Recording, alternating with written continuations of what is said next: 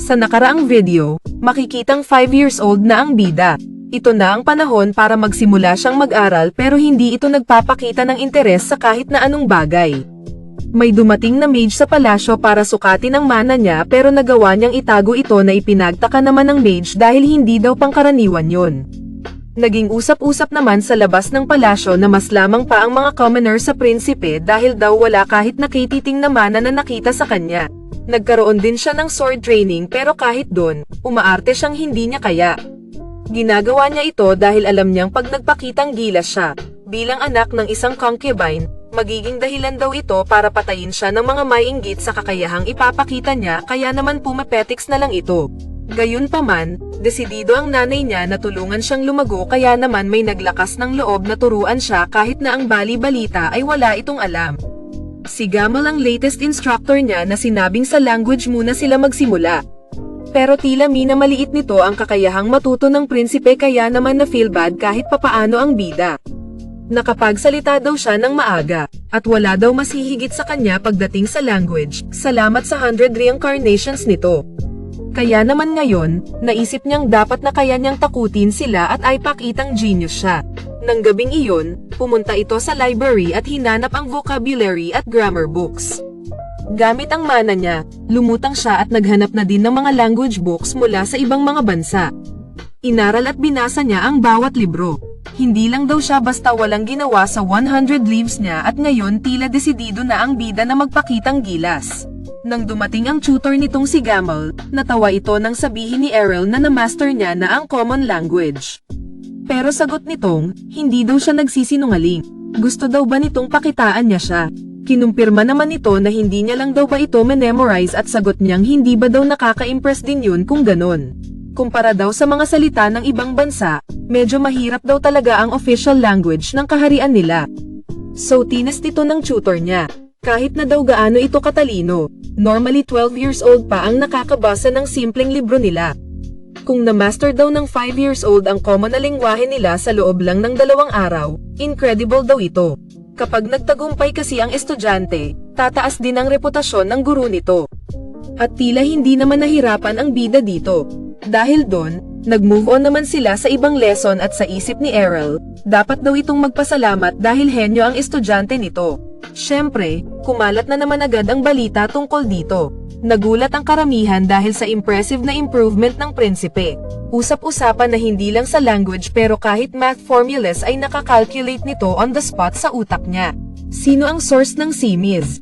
Siyempre ang guru niya. Sinasabi nitong walang naniniwala sa prinsipe, pero siya daw nakitaan niya ng potential ito. Salamat daw sa kanyang excellent na pagtuturo.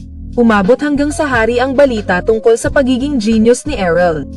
Sinabi niya kay Lady Livana na siguro nahirapan daw ang prinsipe dahil pinilit dito ang swordsmanship at magic pero hindi daw para sa kanya yon.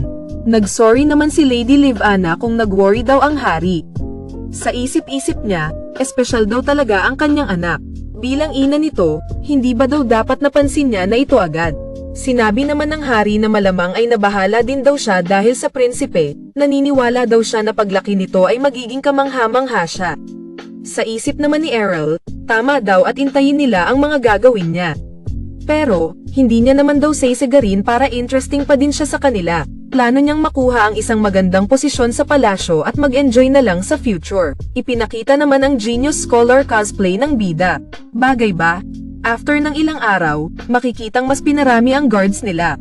Naisip ni Errol na baka daw iniisip ng hari na dahil hindi siya marunong humawak ng espada at hindi marunong gumamit ng magic, kailangan nito ng maraming guards. Siguro daw nasa good mood ang ama nito. Nagulat naman siya sa tunog na narinig. Ito pala ay si China na may daladalang treasure chest. Sabi ni Lady Livana na regalo daw ito ng hari. At nagulat naman ang bida na binigyan siya nito ng gift. So sinabi ng kanyang nanay na buksan niya na ito. Ikinagulat niya naman na pagbukas, punong-puno ito ng mga ginto at mga gems. Inisip niya naman, magkano daw kaya aabutin ang lahat ng gintong yon. Napansin niya naman ang isang kwintas at tinanong ng mga maid kung yun daw ba ang pinakamahal pero sagot ng prinsipe na hindi daw ito mamahalin pero pinakakakaiba. Pagsuot mo daw ito, automatically maa-activate ang utak mo. Kapag sinuot niya daw ito mas mapapabilis ang pag-iisip niya kaya mas hindi ito mapapagod. Na-impress naman si China at sinabing siguro kaya alam niya yun ay dahil sa sipag nitong mag-aral ngayon. Pero sabi ng bida, na wala lang daw iyon. Sa isip niya, mukha man daw ordinaryong kwintas lang ito sa ordinaryong tao pero nakikita niya daw ang mana trigger ang device sa loob ng alahas. Pero hindi niya na naman daw kakailanganin ito dahil sa inner chi niya. Inisip niya kung anong gagawin dito, at naalala niya si Kenia. Sa ngayon daw kasi, puro katawan lang ang tin-e-train nito. Kaya naman tinanong niya sa kanyang ina, kung pwede niya itong ibigay kay Kenia. Sagot naman niya, kahit na daw binigay sa kanya ito ng hari, sigurado daw matutuwa ito kapag nalaman na nais niya itong iregalo kay Kenia.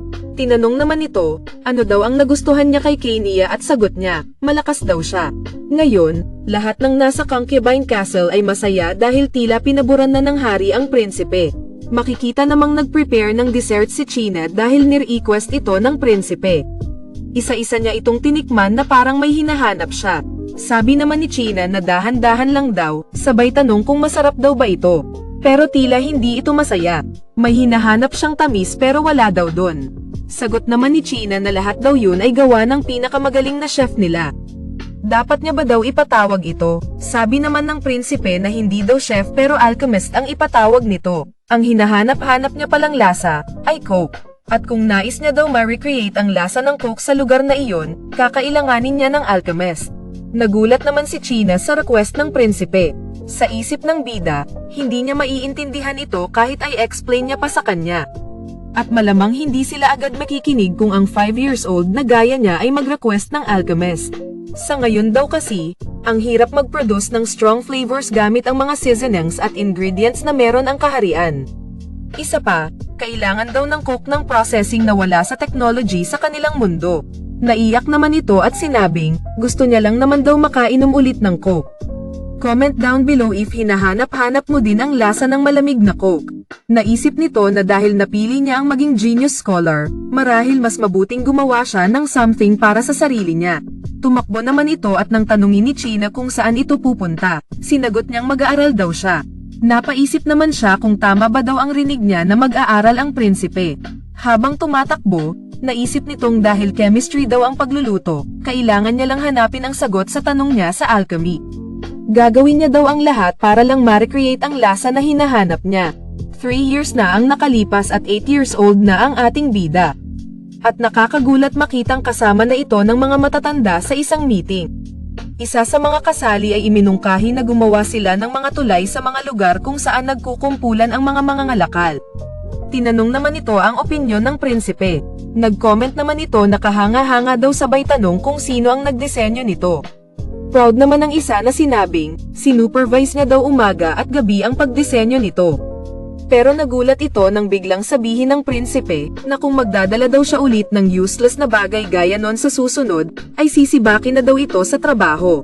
Tinuro nito na mukha man daw okay ito ngayon, magiging delikado daw pag naipon ang snow sa parteng yun during winter. Ang load daw ay mako-concentrate sa wooden part nito sa baba. Hindi daw nito kinonsidera ang safety dahil nag-focus lang ito sa flashy na appearance. Dagdag niya, okay naman daw na siguraduhing maganda at fancy lukang ang arkitektura ng palasyo pero mas importante daw ang safety. Kaya naman inutos ng prinsipe na ipabago ang disensyo at sinabi nitong aayusin din daw nila ora mismo. Dahil sa ipinamalas na talino ng prinsipe, nagkaroon na siya ng maraming gawain para sa kaharian. Kahit daw ang mga expert na tao o veterano sa kanilang field ay hindi daw maikukumpara sa kanya. Nakakabilib daw ang ibinigay nilang tiwala sa 8 years old na prinsipe. Nalulungkot siya para sa mga ekspertong ito pero wala na daw ibang choice dahil kailangan niya nang ipakita ang skills niya ngayon. Sa hallway, napansin naman ng isang maid ang prinsipe at tinawag itong The Young Grey Sage. At kinilabutan naman siya sa cheesy na nickname na binigay sa kanya. Humingi ito ng tawad at sinabing na overwhelmed daw siya dahil ito ang unang beses niyang makikita ang prinsipe. At nasabi nitong, maaring siya raw ang bagong maid sa palasyo. Pero sabi niya, hindi niya raw gusto ang bansag na yon kaya wag na raw siya nito uling tatawaging ganon at umagri naman ito pero nasabi niya ulit biglang bawi at tawag ng Your Highness. Naiinis naman ito dahil halos lahat ng tao doon ay yun ang tawag sa kanya. Napansin naman ni Lady Livana na umalis ang anak at tinanong si China kung bakit. Sagot nitong nais daw niyang makita ang hari na kinagulat nito. Ipinakita ang prinsipe na hinihiniling sa kanyang ama na kung pwede siyang mag-aral ng alchemy pero sa isip niya lang pala ito. Iniisip niya paano ang magiging reaksyon ng hari kapag sinabi niya daw ito. Sabi niya, since pinagbigyan siyang makita ng hari, siguro naman daw ay nakuha na nito ang tiwala ng kanyang ama. Sa bagay, nagsipag naman daw itong magtrabaho. At sa isip niya, kahit isang beses na siyang reincarnate, hindi niya alam pero kinakabahan pa rin siya tuwing haharap sa hari dahil sa karisma nito. Kailangan niya daw ay compose ang sarili niya para hindi siya magkamali kapag kausap na nito ang hari. At tila nagulat nga ang ama sa request nito. Sinabi niyang gusto niya raw na mas lalong makatulong sa kanya at sa kaharian kaya napili niya ito.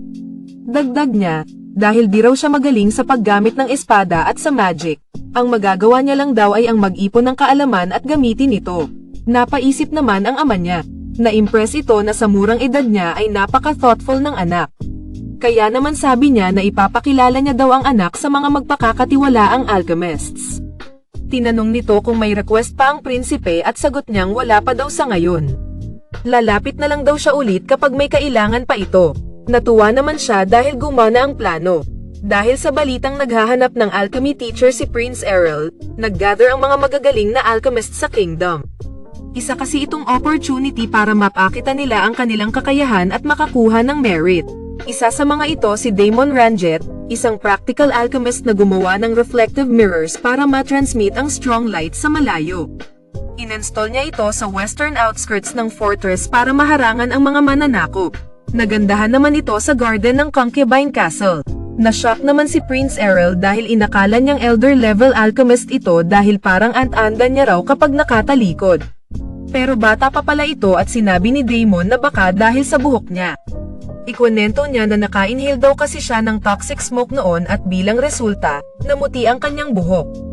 At inisip naman ni Errol na, sinasabi niya bang muntik na itong mamatay dahil sa pag-aaral ng alchemy. Kahit na parang kalmado ito, tila nagbibigay ito ng warning na dapat siyang maghanda. Sa bagay, anuman daw kasi ang mangyari sa kanilang research o experiments, kakailanganin nitong kunin ang responsibilidad na maaring buhay niya ang kapalit. At samantala dito na muna nagtatapos ang ating kwento. Kung nagustuhan mo pa like, follow, subscribe na lang po ang ating video. Salamat po.